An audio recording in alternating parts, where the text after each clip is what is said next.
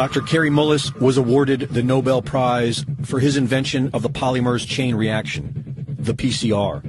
The PCR is a method of analysis and wasn't designed to test for a virus. Mullis explains why. And with PCR, if you do it well, you can find almost anything in anybody. It starts making you believe in the sort of Buddhist notion that everything is contained in everything else, right? I mean, because if you can amplify one single molecule up to something that you can really measure, which PCR can do, then there's just very few molecules that you don't have at least one single one of them in your body, okay?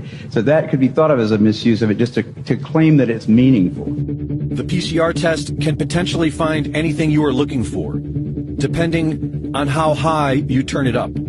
And this is exactly what has been done. The official protocol given for the PCR testing of COVID-19 created a floodgate of false positives to skew the results. They call it asymptomatic because it's a lie. These people don't have symptoms because they don't have COVID-19. They do it today because they've done it in the past and always gotten away with it. 30 years ago, Anthony Fauci, head of the NIH, made a name for himself by pushing for higher doses of the deadly drug AZT, an old cancer chemotherapy too dangerous for approval, onto AIDS patients.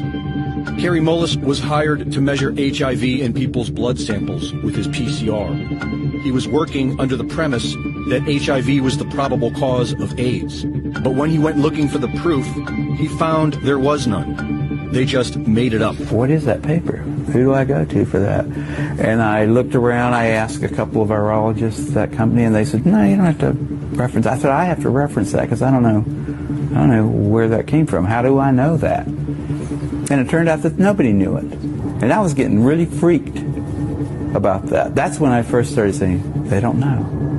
Nobody really knows. This whole thing is a big sham. Mullis pointed out how the CDC was losing money and how the HIV-AIDS connection brought their profits back in the black, and how the men at the highest levels were all in on it. Kary Mullis knew these men were dangerous. They don't want people like me walking up and asking them those kind of questions, and they're willing to go to great lengths to prevent that. They're out on a limb. I wouldn't want to be there with them. But he was still outspoken. When ABC's Nightline approached him about doing a documentary on his work, Mullis convinced them to cover the HIV debate after nearly a decade of ignoring it. In a 1994 interview with Celia Farber for Spin magazine, Kary Mullis expressed how he really wanted to expose Anthony Fauci and Robert Gallo. He said that he'd be willing to chase the little bastard from his car to his office, a Nobel Prize winner trying to ask a simple question from those who spent $22 billion and killed 100,000 people. It has to be on TV. I'm not unwilling to do something like that.